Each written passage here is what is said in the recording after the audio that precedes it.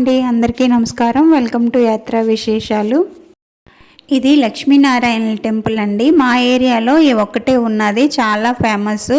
చాలా జనాలు వస్తారండి ఇక్కడికి.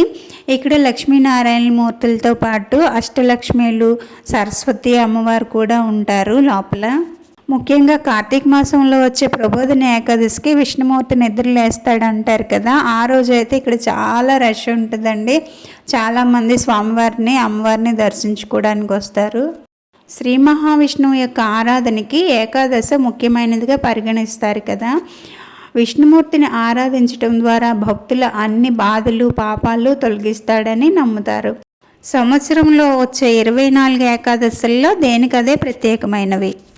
అయితే కార్తీక మాసంలో వచ్చే రెండో ఏకాదశిని ఉత్పన్న ఏకాదశి అంటారు.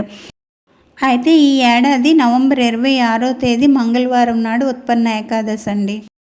మత విశ్వాసాల ప్రకారము ఏకాదశి దేవత ఈ రోజునే ఉద్భవించిందని చెప్తారు. ఈరోజు ఉపవాసం పాటించటం వల్ల ఆరోగ్యము, సంతానము, సుఖము, మోక్షము, పాపాల నుండి విముక్తి లభించి భక్తుడికి విష్ణువు అనుగ్రహం ఉంటుందని చెప్తారు. ఈ ఏడాది నవంబర్ 26వ తేదీన ఉత్పన్న ఏకాదశి. ఈరోజు ఉపవాసం ఉండి శ్రీ మహావిష్ణువుని, ఏకాదశి దేవతను పూజించే సాంప్రదాయం మనకి ఉన్నదని పండితులు చెబుతున్నారండి. ఏకాదశి దేవత ఈ తిథినే జన్మించింది, అందుకే దీనిని ఉత్పన్న ఏకాదశి అంటారు. ఈరోజు ఉపవాసము, పూజల వల్ల పాపాలు నశించి పుణ్యము, మోక్షము కలుగుతాయి. పురాణాల ప్రకారము ఏకాదశి దేవత శ్రీ మహావిష్ణువు యొక్క శరీరం నుండి ఉద్భవించింది. విష్ణుమూర్తి యోగనిద్రలో ఉన్న సమయంలో ముర అనే రాక్షసుడు విష్ణువుపై దాడి చేసేందుకు ప్రయత్నిస్తాడు. అదే సమయంలో శ్రీ మహావిష్ణువు శరీరం నుంచి ఒక దేవత దివ్య రూపం ధరించి ఆ రాక్షసుడిని సంహరించిందంట.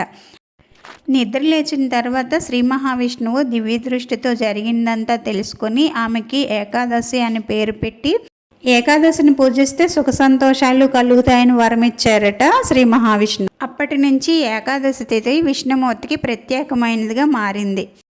ఉత్పన్న ఏకాదశి రోజున విష్ణుమూర్తితో పాటు ఏకాదశి అమ్మవారిని కూడా పూజించటం చాలా ముఖ్యమైనదిగా భావిస్తారు.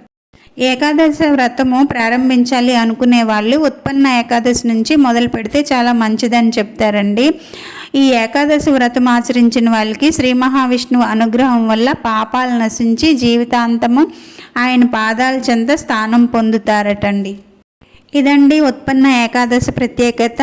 వీడియో నచ్చితే లైక్ చేసి షేర్ చేయండి, సబ్స్క్రైబ్ చేసుకోవడం మర్చిపోకండి. ఇంకో మంచి వీడియోతో మళ్ళీ కలుద్దాం. అంతవరకు సెలవండి, బాయ్.